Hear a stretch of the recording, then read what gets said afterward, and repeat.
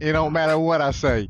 I relinquish my time, Steve. I'll keep it a buck. You guys are all losers. Hell No, you're not wrong. You're not wrong. There shouldn't even be a conversation. Right over the top. Take it over the top. Yeah. Welcome back to the Den. No credentials, just opinions. I'm Montana, joined as always by my guys Garrett and Stavi. And today we are very welcome to have our guest, the number 4 ranked BKFC featherweight, James GetDown Brown, also known as the Wolverine. James, thanks for being here with us, buddy. Thank you guys for having me.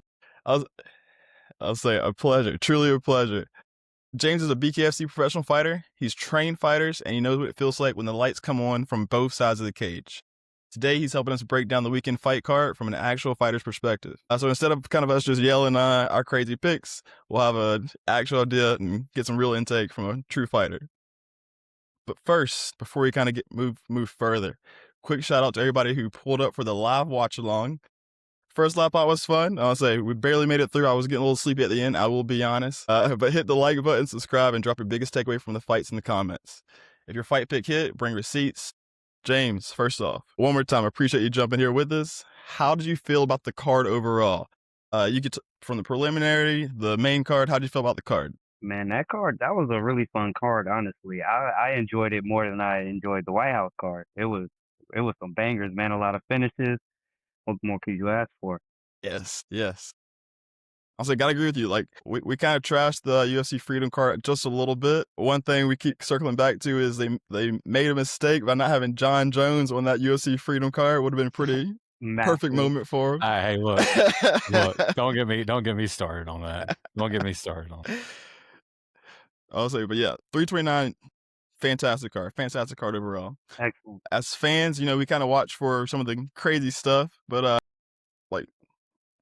what did you see from a fighter's perspective? What are you watching for? Like technique, body language? What do you like to look for when you're watching the fights, James? Well, the average person kind of watches just like the big, exciting moments that happen in a fight. But as a fighter, I'm really focused on the footwork, how they're moving in and out, how they're traversing around the cage, and are they planting their feet or are they balanced while they're throwing their combinations or shooting their shots, or are they just reacting off of impulse and instinct and kind of being chaotic and can't control their nerves and stuff and just kind of just doing stuff. You can kind of tell. It's the body language, the posture, the demeanor, the aura of a fighter. They, you can see got it, you there. but when you're that close to someone, as in when you're the ref or the opponent, you can really, really see it. The moment something is different, you'll be like, that hurt him, or, oh man, he don't want to be here anymore. So, I'm watching all those things. Got you there. So you kind of said something there about, you can see when a fighter just doesn't want to be there anymore. What's the difference between someone just being mentally broken and just being like, just the other person being a better fighter? Well, it could go either way. So some people kind of gas themselves out, and then they have to fight themselves and their opponent, and that's tough to do. So they'll start dwindling away and start melting. Or you'll have someone in front of you who's really, really sharp and technical, and they're kind of picking you apart in different ways, as in, working the body, working the legs. They're kind of talking to you a little bit, the mental warfare. When you got somebody in front of you like that, and then it's like everything you do doesn't work, it's demoralizing, and you can really tell when someone doesn't want to be there anymore. Very fair there. From a fighter's view, can you kind of see when someone, like a fighter's just kind of giving up before before it's too very obvious? It's super, super obvious. Gotcha. Sometimes I'll give you an example. When I was fighting Mike Alvarado, he was pushing forward, he was pressuring me the entire time. And then there comes a moment in that second round where he just starts shuffling away from me. And so that right there tells me, okay, he's ready to go. And so I fill that void and start pressuring him and try to get him out of there. If that's what you want, that's what I'm here for. So, you'll immediately, there it is. the demeanor just completely changed. Fair call there. Kind of based on what Coach James said there, was there any fights in particular that you guys kind of noticed any of those things, boys, in the fight card? Gable Stevenson, I know he's like kind of new and hasn't had a lot of professional fights or anything. I don't think that I don't necessarily think that he looked as sharp as what like the commentators were trying to make it out to be. You know, training with John Jones and stuff and Jackson Wink. I understand that. No, that's good coaching. That's good people to have in your corner. But something that I think was going to catch him, and I think his opponent noticed it. He kept dropping his hands real low every time, and he was getting ate up with little combos. So even if you're on the winning side of it, you know, I think there's always little nuances of the game that maybe a guy who's an underdog, they can see through it and they utilize stuff. You know, I don't want to disrespect the guy, but I don't remember his name.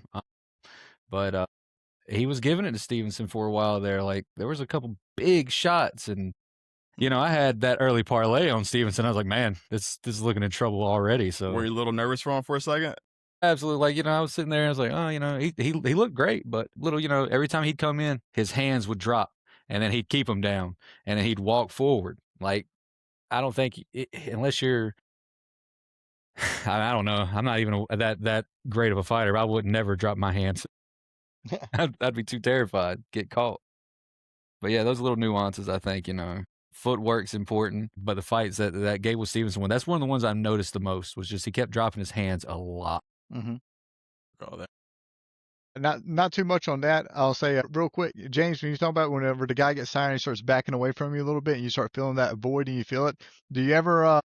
Does anyone ever play the mind games? You know, where they're almost faking it to tire to make you, or vice versa. You play possum a little bit just to bring them in to you know, set up anything, or is that kind of a little bit too high risk, high reward a little bit in the cage in that kind of sense to give up some Definitely ground like that? high risk because when you give somebody momentum and they start trying to finish you, whether they're tired, whether they're good or bad at fighting, it's tough to deal with. So you don't want to, you know, kind Yeah. of make it seem like you're ready to go. And he's like, okay, okay. It kind of gives them momentum. So I wouldn't dare do that. But some people do Yeah. use that as a tactic. Okay, so people try it. Yeah, for sure. That's what I was thinking, but yeah. Muhammad Ali would That's call that the actually a rope good dope. point. There you go. The yep. All right, boys, let's get to the main event. Yes, sir. Coming in, there were a lot of questions around this fight, and honestly, you know, we all saw it. We all have our feelings about it. Max said he's taking time off until 2027, so we'll get to him too. But first, what do we feel is next for Conor? I heard he's getting surgery. I think I even heard that he's wants to fight again. He looked a little off during his kind of cage check-in. Do any of you guys think what did you see coming in? Does he look compromised going to the fight? I know, Steve, you watched a lot of the Embedded and all that. You said he was looking very sharp training. How do we feel? Did he look compromised actually going to the fight, or was it? You know, even before the injury? fight started, they had like little, you know, cutaways to, you know, him in the locker room and everything. And he was still throwing kicks and everything. And he looked sharp. He's 37 years old. I don't think starting a fight like that was something that I think his IQ was like, hey, I need to see how my knee is, and like this kick is something I'm going to really exert. And you know, there's people out there saying, oh, he was maybe faking this injury. UFC needed to make their money back. And if you want to be a conspiracy theorist, sure. But like we watched it as he was walking out of the ring.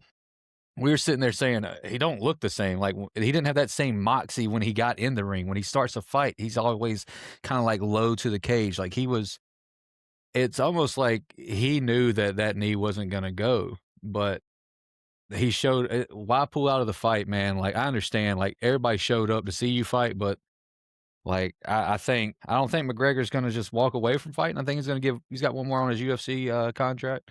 I think why not build it up, you know? Why not do a Max Holloway or Nate? I don't want to see Nate Diaz, honestly, but a Max Holloway, Conor third, just to build it back up. And it's going to sell. It's just because of the name alone. Maybe. I mean, Max is already calling for it. James, how about you? Do you feel like he was compromised kind of going into that fight, or was it just a freak injury? I definitely feel like maybe it was maybe it was worn torn, but maybe not completely injured. And just why would you come out like that? Especially it being like 5 years since you fought. You don't come out like that, bro. You ease your way in, you settle into the fight, and then you start, you know, doing your stuff. But man, it's very just big hard way to start tell. for sure. He did not get low when he entered. You're right about that. He was not bending them knees. I have bad knees, so I know, you know, Your knee's not feeling good. You don't go down there. So it could have been Yeah. messed up. But who knows, man? It was just very disappointing that, it ended that way, man. It's insane. Truly. Also, I think whether it doesn't matter who you were pulling for, I think we all just want to see a good fight. We all want to see Conor back in the ring. Max Holloway always puts up a good show. So, like I said, a little disappointing for sure. Once again, like you said, starting out with that kick, wild, absolutely wild. Even on the replay, you saw the knee pretty much. Whew, Yeah. hope it never happens to any of us. Brutal. He tried to continue fighting. Like, do you think he was actually thought he could compete, or is that just kind of the fighter's instincts? Like, I'm gonna keep going if I can. Conor is a true warrior. So you've seen a split second where he went and acknowledged that his knee was messed up, and then immediately locked back into fighting. He has another leg. One leg doesn't stop me from fighting. One hand doesn't stop me from fighting. But you see a lot of these guys complaining, "Yeah, I broke my hand in the first round." That doesn't stop me from fighting.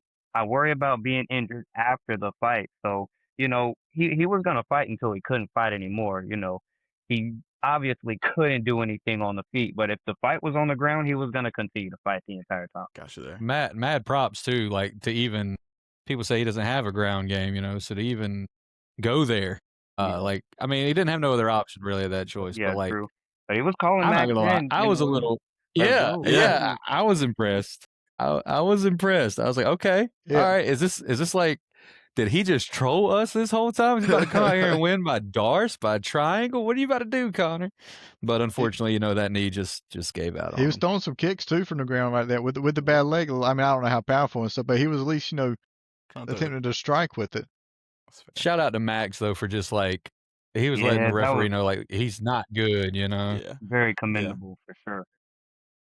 truly. Good dude. Everybody loves Max Holloway. James, before that whole situation happened, how did you feel before the fight started? Like, were you leaning one way or the other? Like, did you think this was going to be a good overall fight, good comeback? It's tough. Max just came off of a tough loss. You train your butt off after that. Yes. Conor's been, out for 5 years, but he said he knocked out more people this training camp than he ever has. He was looking sharp. And when Max started hitting him on the ground, he didn't blink. It looked like, Max was going to be the weaker guy, and Conor was going to be sharp, and it was going to be a 5-rounder. I don't think anyone was going to get finished from the looks of it, but Conor was prepared for sure, I believe. I don't know. I'll say, I was betting Max, but I couldn't bet against Conor either. It's tough. He's also my Yeah, it's so so hard. right. So hard to bet against Conor. I'll say, yeah, I think I did have Max on my bingo card, but yeah, it's so hard to count Conor out anytime he's in the ring. All right, not the fight we wanted, but there were plenty of other good fights on the card. We start from the bottom of that main card. We had King Green with the crazy round 1 TKO versus Terrance McKinney. Yeah, that was real wild. We'll definitely have to kind of touch on that one for a quick second. Match 2, Brandon Royval, round 3 sub versus Loner Kavanaugh. Mario Bautista gets the decision over Cory Sandhagen. I did not see that coming by no means. I thought Cory would hurt. Very hurt. I love Cory Sandhagen. And then Paddy the Batty Pimblett, round 1 sub versus Benoit Saint Denis. Crazy. Truly, like, kudos to Paddy. He looked composed the entire time. I think he barely even threw a punch and just sat in there and got that leg over. It was very nice sub. Also, we all know Paddy kind of comes from the Cage Warriors. So yeah, his submission game and wrestling game is pretty solid, but that was impressive. I expected more from Benoit, no doubt. Looking at those 4 fights, not just who won or lost, who walked out of this card with people looking at them differently? James, who helped himself the most this weekend? He put himself in title talks with that one because BSD is not a slouch at all, and he just took whatever he gave him and finished it. Easy. I'll say he was even telling the ref that, hey, I think you need to check him. I believe he's out. He's out. So, do you feel like Paddy kind of gained the most, not because of the result or like how he did it? Like was it because of how just easy he made it look? That and or does Paddy just talk a big game? He proves to everybody once again that it's not all hype, man. He's legit. He's legit everywhere. So that guy is just. I feel like he's gonna be our next superstar for sure. Got you there. Especially dealing with a guy like Justin Gaethje, surviving that and dealing with Yes. that at that age, he's gonna get so Especially good. looking Man. at it now. He's gonna get so good. Yeah, sure. Do you feel like what part of Paddy's game do you feel like he needs to work on the most? His striking. Everyone always has Striking? Okay. trouble with his striking, but I also feel like it's because a lot of those guys have mediocre striking. They let the front kicks get to them. Fair. And they try to punch the kid hard in the head when they know Scousers don't get knocked out. Touch the kid's body, kick his legs, man. Break him down, and then punch him in the head. So, I just feel like when he runs into someone that actually knows how to strike and, gets to him, it'll be a problem, but then he still can rely on his jiu-jitsu, man. It's a tough puzzle, man. Fair enough. Very, very fair. All right, Garrett, hearing that, what was your biggest stock-up fighter from the entire card? Me and James are on the same wavelength right here because talent recognized talent on that one, and yeah, I agree with that. I this got to be Paddy, and I am biased. I was a big Paddy fan from Cage Warriors, and whenever he first came over to UFC, obviously I already saw a lot of his Cage Warrior stuff, and I was hyped up on seeing how he would go. I agree a lot with what James just said too. That Gaethje fight, yeah, he lost it by decision, right? But I mean, he survived the battle with them, and he's still fairly young. I would say he's 30. What did it say? 31 for Paddy or something like that, but still young enough. I feel like he's going to learn a lot from it. But coming from me, from a guy like I told James before the podcast, like never done any type of training, fighting at all, that kind of stuff. I'm just a fan of the sport. But like even from like an outsider kind of point of view, you could definitely tell there's levels to it. Whenever Saint Denis, how you say his name, came in, like James said, he I'm sure he's no slouch. He's in the UFC ranked whatever fifth in the class or whatever. But you can just tell, like Paddy knew exactly which step to go to next to secure the choke, and it didn't seem like he had any trouble. Yeah, it did not seem like there was any resistance. And they were, I mean, like I said, I didn't watch enough of Saint Denis tape, but they said on the tail of the tape his background, very good grappler, very good wrestler. I think he's a wrestler, yeah. So I mean, obviously, I would think he would know what he should do, like from the IQ part, but physically, he just, I don't know, Paddy was just on the next level to it. I said it's just levels to everything. But you can just tell those two guys in that department right there, Paddy just had easily on that. Fair. That's all right. But yeah, like so yeah, Paddy definitely stock way up right now. All right, we got 2 stock up on Paddy. Steve, who's your stock up from this fight? I'm gonna go with Brandon Royval. I thought he came out against Kavanaugh and just looked like he had a game plan, man. First round, second round. First round, it was I thought he dominated the first round. Second round, Kavanaugh kind of looked like he had some flurry of moments where he looked sharp. But that third round, we were talking, it's like, is he point fighting? That's what he looks like he's doing. Yeah. Like he already had it won. He wasn't gonna knock him out. He literally wrestled him for 4 minutes of that fight. I want to sneak one in though, because how do you not throw it to the 39-year-old King Green? You know what I'm saying? Yeah, I thought about that too. Like, stock's got to be up. He was trash talking the young man. He was trash talking the young man in the cage. Like, I know he was sitting there saying, "Yeah, you got me down." Like Mike told me, "You're gonna have your day. I'm about to have my day in court, son." And King Green had his day in court, and just I think stock up for both those guys. But I really like Brandon Royval's. Brandon Royval's performance Saturday night. I thought it was very, very it was chess. He had a really good game plan. He executed it. That's fair. I mean, both of those guys beat some young bucks in the game, so yeah, has to be stock up for both of them for sure. All right, James, on the other side, who left with more questions than answers? Not trying to disrespect anybody necessarily, but who hurt their stock the most? Definitely the big boss Conor, man. He definitely hurt his stock by doing what he did, man. It's tough, truly. There's a lot of unanswered questions. We wanted to know if he could come back and perform and be himself or a revitalized different individual that did things differently and maybe even better. I don't know, but man, that was tough to watch after the build up too, man. Truly. Everyone and their mama was excited to see Conor come back for sure. I was like, definitely very tough. All right, but that's a good point. You said possibly Conor max 3. Not every loss is super bad or damaging. Sometimes even a win can kind of leave people unsure. I feel like you guys went stock up on Paddy. I'm not sold personally that much. Paddy, fantastic finish. It looked good, but I feel like BSD. Yeah, I'm not a great grappler or jiu-jitsu person at all, but I feel like you just got to keep your head up. He should have known that. He went in, head down. Paddy made it look easy. He's calling out. Did he call out Topuria? Well, he said he'd take any of them right there.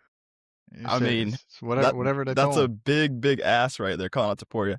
I'd love to see the Oliveira fight. I think you give him Oliveira, show me something there, submit Oliveira, and then maybe we can talk Topuria, some of those other big dogs. Did there any? Go ahead, Bro, Paddy never submits to Oliveira. That never happened. Oliveira, that never happened. But I do think he has a good chance with the Topuria matchup. Yeah. really? Yeah. Oh yeah. But Oliveira just Okay. on the ground, man, is levels to levels. So I think that would be tough. Mm-hmm. Yeah, that would be big. Yeah, I mean, that would be massive. Like I said, the submitting BSD, I'll never start calling him that. Submitting Benoit for sure, pretty good. But yeah, you submit Oliveira, yeah. Hats off to you. You might be the next face of the franchise. For sure. Yeah, right. All right, James, you're also a coach and you have helped fighters prepare for fights and fight other professional fights. I want to ask you from a coach's side, if you were to use one fight or one moment from this card to teach young fighters, what's something you would point to? You mentioned earlier footwork is very important. Was there anyone on the card that you felt had very good footwork? Definitely. I have to say Royval, the way he continued the pressure and while still having defense, it was beautiful to see. Yeah, he second round we was getting caught a little bit, but he still maintained that pressure in the third round and got the job done. That guy wilted his opponent and created the finish because it was a tough one, but the way he was able to cut the ring off, stay in front of him, and again still stay defensively sound. It was awesome to see. But if I had to choose a fight, I'd have to say the King Green fight. The way he stayed calm, he overcame that adversity. He already knew, McKinney got one round in him. He survived the onslaught, came back and got the job done. But he's an excellent counter striker. He was getting beat up a little, but he continued to touch the body and continued to touch the body and continued to touch the body, and all that added up. He threw that kick at the end of the round, and that's what I think originally hurt him, was that kick. And he was just ready to go, and then he hit him with that last body shot, and he was like, all right, that's it, no more. And the resiliency and the grit that Bobby Green showed and the experience to be able to do that, that's what I would teach a lesson on. I love that. I absolutely love Good that. point. Very, very good point. For one, like I said, touch on the experience of King Green just to know, like, all right, I just got to take my time, wait for my chances. Maybe a tough, weird question. How do you teach that to a fighter? How do you teach a fighter to have some grit, to take the blows and wait for your time? So you can't teach Is that just an experience thing? That comes from experience. And that also comes from choosing to put those grueling rounds in the gym and not give up on your workouts and, just go the extra mile whenever you're defeated. Okay. When you push yourself like that, when you run into tough obstacles, you're able to push yourself, in that moment. Most people count themselves out before it even starts getting tough. So then when it does get tough, they're already ready for an exit. So you can't train that way. You have to be 110% in at all times. But what I would teach from that is how to stay calm in, chaos. When there's chaos, if you stay calm, control your breathing, it allows you to think, and then you can overcome that obstacle. You can find ways to keep striving forward and, not get your brains beat in. But if you panic, one mistake can cost you everything. That's a fair point. That's a very, very fair point. Any young fighters, write that down. Definitely write that down. Quick couple things, just kind of moving forward. James, we know you're rocking the shirt BKFC. Since you fight in the BKFC Bare Knuckle Fighting Championship, when you're watching these MMA fights, is the striking different, or like the exchanges? What do you see openings differently in BKFC versus UFC? or is it all about the same? It's not the same at all. It's completely different. Those gloves, even though they're not very big, they still cover a lot of your face. And then when I punch your glove, it cushions. In the BKFC, there's no Okay. cushion at all. If I punch you in your hand, I could very well break your hand. Yeah, yeah. And also, there's just a lot of little holes. Like you can't shell up. You're just gonna get hit somewhere. True. It's just much different. You have to move your feet. You have to move your head. You gotta clinch when you're able to, and your technical defenses, as in your cross blocks and your parries. It has to be there. You shelling up, you're just gonna, cause we can grab. You're just gonna get grabbed and pummeled and put down. Defense, number one, you gotta have that defense, and that's what most people lack is self defense. Most people show up to the gym and only punch and kick. They don't work on their defense. When I show up to the gym, that's the first thing I'm working is defense. First line, footwork, then head movement, and your technical defenses. So it's much different. You got a lot of guys that aren't good at martial arts that do BKFC, but they're good at fighting. And so that's why you see a lot of UFC guys go over there and get beat up. You see a lot of boxers go over there and get beat up because it's not boxing, it's not martial arts, it's fighting. It's in the name. It's bare knuckle fighting. So it's a big difference between fighting and martial arts. If I'm good at both, so I do decent. If you can't fight, don't come over there. Sure. If you're only good at martial arts, and it may not work. Even Michael Venom Page came over there and got beat up, and he's a point fighter. He's We all good at saw, touching yeah, people we all and saw not that. getting hit. Oh yeah, so completely All different. right. So, you kind of touched on a few things there. What are some of the biggest things that change without gloves? Like I love the point, like you said, yeah, whenever you hit someone else's glove, like you're hitting cushion versus you don't think about whenever you hit someone else, you're hitting knuckle to knuckle. Easy way to break your hands or break their hands for sure. Are there any other big changes that are there without the gloves? Yep, you can't. You have to understand how to punch because your tools can break on you. So if you go out there and you just start wailing Hmm. on somebody and break your hand, if you're not tough enough to continue to fight, you're cooked. Charles Felony Bennett broke both his hands on one of his fights and couldn't continue. This is the only thing we use. If you break those, you're done. So even a Yeah. punch that hasn't landed that was blocked, your tools can be gone, completely. I can't rely on my kicks or my grappling or anything after that. What was what was the question again? So I was essentially saying, like, is there any other big differences that Well, come yeah. without having the gloves? So also, your first bare knuckle fight when you come from boxing or MMA, your reach isn't the same. You usually have about 2 inches or sometimes 3 inches of reach whenever you punch. That is completely taken away once you get in there. And you can't train bare knuckle with another person. So you're off. You're off for maybe a round or two, or maybe even a couple fights. It's hard to reroute and find your So range yeah, again. That's a big one for people is just that 2 to 3 inches that's usually there, and they're like, "Man, I couldn't even hit the guy." Like, well, you don't have gloves to make your arms longer now, you don't have that and little so That's a good point too. that's a fair big one call. there. I say it's those small nuances you just kind of don't think about in the sport. Yeah. I'll say, Pete, you have any Yeah. questions for Coach James? Yeah, James, you kind of mentioned a little bit already with the talking about you not having gloves and bare knuckle and the defense. You're just saying that you go to the gym, first thing you do is train your defense, and that makes a good point. I didn't even think about that. Of course, like you said with the shed. Now I can't do it probably, but the shed. But you got a little hole right here too. I didn't even think about that. And then you get you right through the gap there. But who gets away with it more in the UFC or excuse me in MMA versus boxing in defensive terms? Do the boxers get a little bit more protection with a bigger glove, so they get away with a little bit more? I ain't gonna say lazier defense, but not as technical a defense. And then it levels up again to MMA, and then in your bare knuckle, you got to have the, really think about defense. Which one gets away with a little bit more? You think MMA or boxing? Boxing definitely gets away with it more because your gloves are a tool as a boxer. If you're not using your gloves as a Hmm. tool, you're not a good boxer. But prime example is when I fought Mike Alvarado. This is his guard.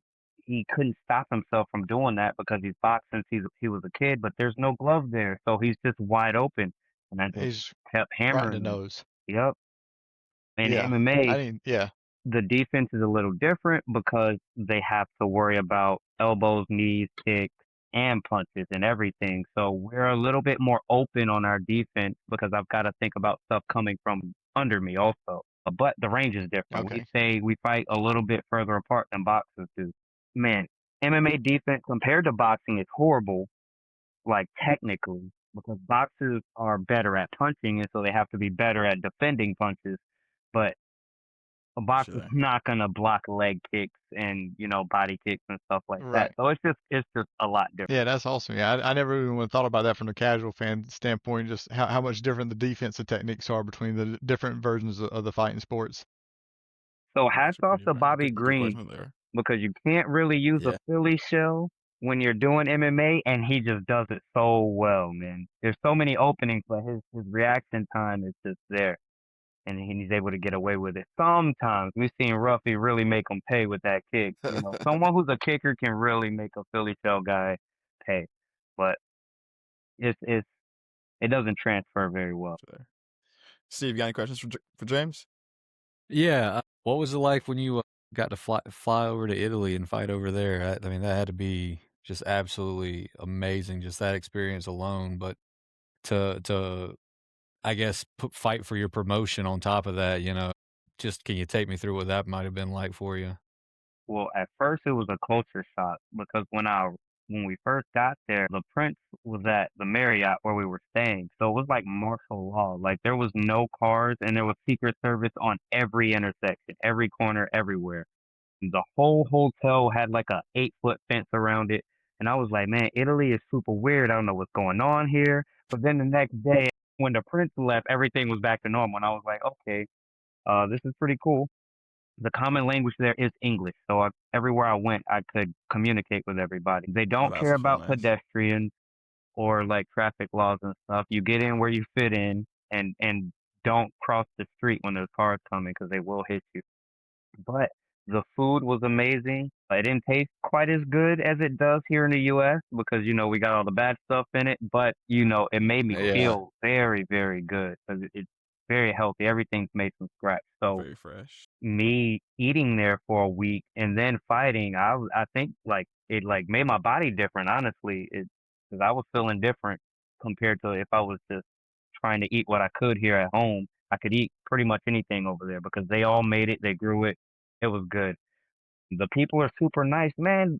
I don't know what it is about the US, bro, but they do not celebrate us the way they do their fighters there in Italy, bro. I was a king for a week. Like, oh, watch out, big fighter Man, that's coming awesome. through. Yeah, like they treated me like a king. I want to go back. It was crazy. The women were pretty. They're all like models and tall and nice. They're not all stuck up and mean to you. Yeah, it's Be just even nicer. they Absolutely true. put us Good. It's at like a this trip. crazy Yeah. True. hotel that was like the nicest building I've ever been inside, honestly. But it was awesome. The arena was insane. I could see the arena from my room like every single day. Like I'm gonna be fighting there in like a couple days, man. Right It there. was awesome. Mountains and the stadium, the what do they call it? The old ancient stadium thing, man. We went to that. It was just feeling the spirit and the aura of the whole entire place and fighting in Rome. It was amazing, man. It was awesome. I'd That's love to go awesome. back. That is Say. awesome. It's like, hope we get that The chance to make it back Coliseum? there. The Yeah. Coliseum? That's Yeah, pretty the sweet. Coliseum. Yeah. Uh-huh. Yeah, Man, yeah. It was that is awesome. awesome. That is awesome. All right, we gotta add Italy to the list, boys. We gotta make it to Italy sometimes. James made it Uh-huh. sound If too you good. can, please That make it out there. yeah, It's that was so a awesome. yeah, that was a selling point right there for sure. Absolutely. James, once again, we appreciate you being here. It is a pleasure and an honor to have you up here with us today. Before we let you go, anything you want to let the people know? Any fight news, training, socials, anything you want to plug? Oh, well, you guys can follow me on Instagram at GetDown JD Brown. But I don't have any Say. fight news for you guys right now at the moment. I am currently working on a contract. I'm not able to speak about that though, but they want me Totally to fight understand that. October in Florida. I'm hoping for a really big name, because the champion's tied down. He's running from me anyways. Come But on. hopefully I get a big name. We know he is, Cat. And if not, then you guys will see me on ESPN highlights and stuff like that. Because it's been a year since I fought, and I'm really itching to get in there. So you guys I'll say, definitely oh keep yeah. those ears open because I'm gonna be dropping some fight news soon, and it should be big. I'll say Sounds good. we can't wait Let's to hear it. We go. said it. Let's Definitely go. looking forward to it. I'll say, get this man contract, get on the big fight. We know who he wants. James, if you want to hang around, we are going to take a couple quick minutes to talk about Wimbledon, but not sure if you're a tennis guy or not. So please feel free to hang around. Otherwise, truly a pleasure to have you here, buddy. I'm chilling with the guys today.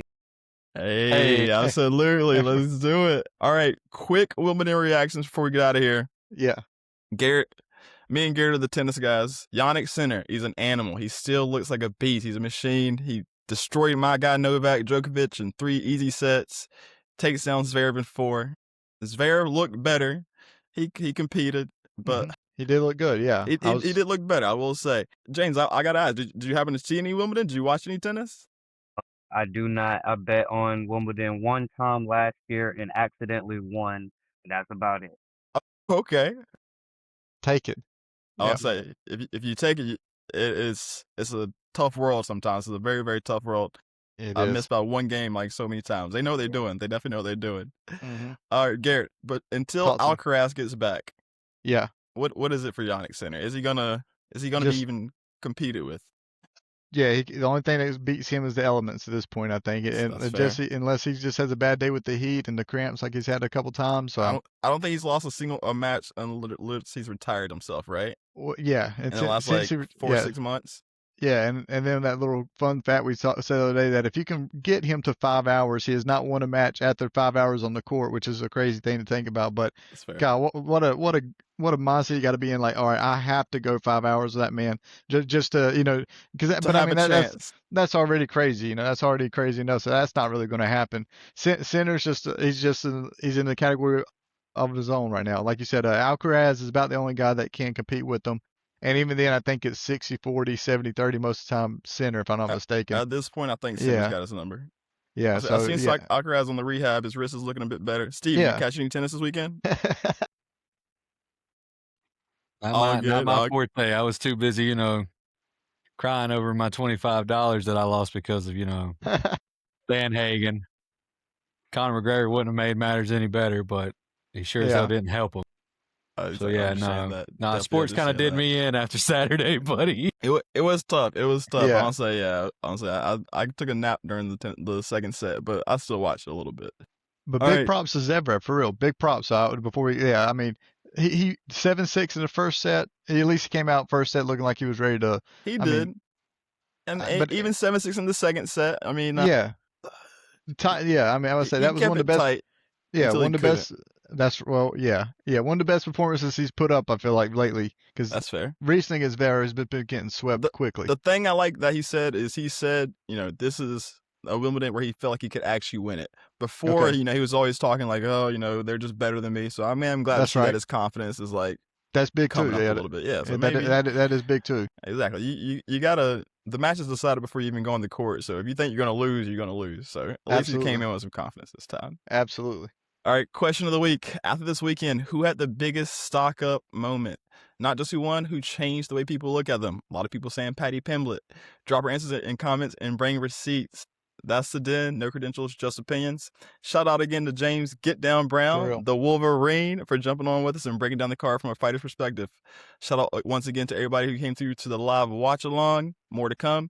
Drop your biggest takeaway from the fights in the comments. Tell us who impressed you, who disappointed you, and who needs to be next. And as always, ELE, everybody love everybody. Peace, peace.